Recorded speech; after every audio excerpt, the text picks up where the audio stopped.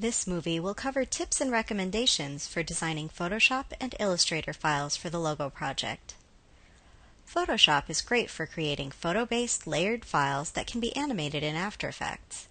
The disadvantage with working with Photoshop files or any raster-based image file, such as a TIFF or a PNG, is that they cannot be scaled larger than 110% in After Effects.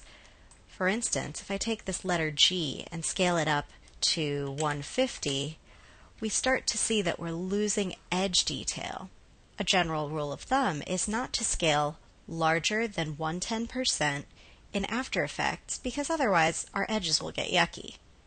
Because of this, it's a good idea to design your work to be at least twice as big as it needs to be in order to be 100% scale in After Effects. So to do this, we create a 720 by 480 guide layer on a 1440 by 960 size image. First, go to File, New, and choose under Preset Film and Video the size NTSC DV.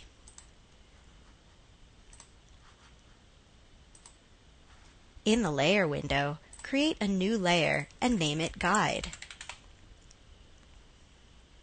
Choose the Marquee tool and do a Select All. Select All.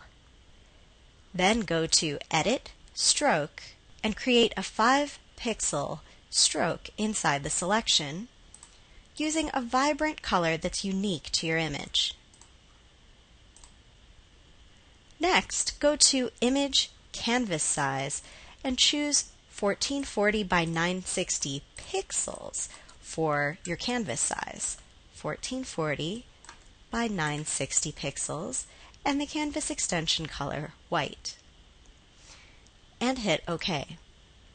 Now you are free to design your layered Photoshop file. If it's already been designed, locate the file, select all of the layers that you wish to move over, and with the black arrow tool, drag, hold Shift, and drop into the new file.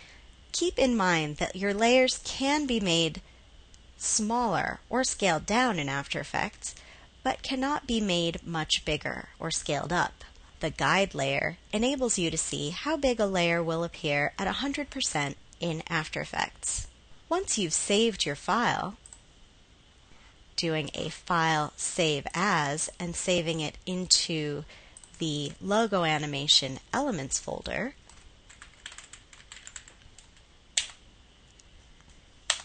working with Illustrator files is a tiny bit simpler because Illustrator files are vector or math-based rather than raster or pixel-based. This means that you can design your work to be as small as you'd like. After Effects will do the math to make it larger, provided you're not using photo image elements in your Illustrator file. In Illustrator, in addition to making sure that you're not using small photo image elements, it's a good idea to set your image's color space to RGB. You can go to File, Document Color Mode to make sure that it's in RGB color space. Design your work to a 4:3 ratio.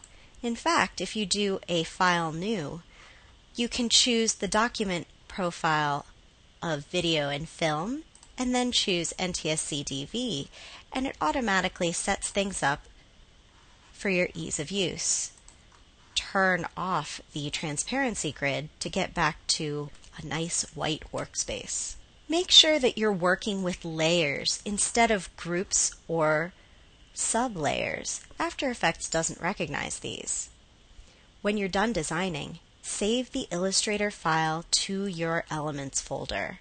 The important thing to note when working with an Illustrator file is called the Continuously Rasterized switch.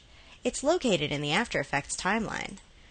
So I open up my Illustrator file here, and if I click on a layer, between the shy guy and the slash is this starburst column.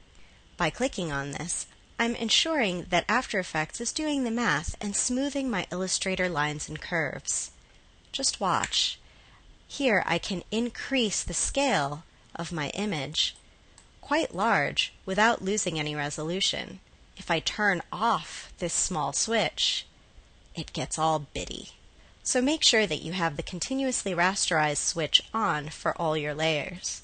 To enable it on all layers, select all layers using a Select All command, which on a Mac is Apple A and on a PC is Control A, and click on one of the layer's continuously rasterized switches, and this turns them on for all of them. So basically, when working with Photoshop files, design them extra big so they don't need to be scaled up more than 110% in After Effects. And when working with Illustrator files, be sure to click that Continuously Rasterized switch in the After Effects timeline.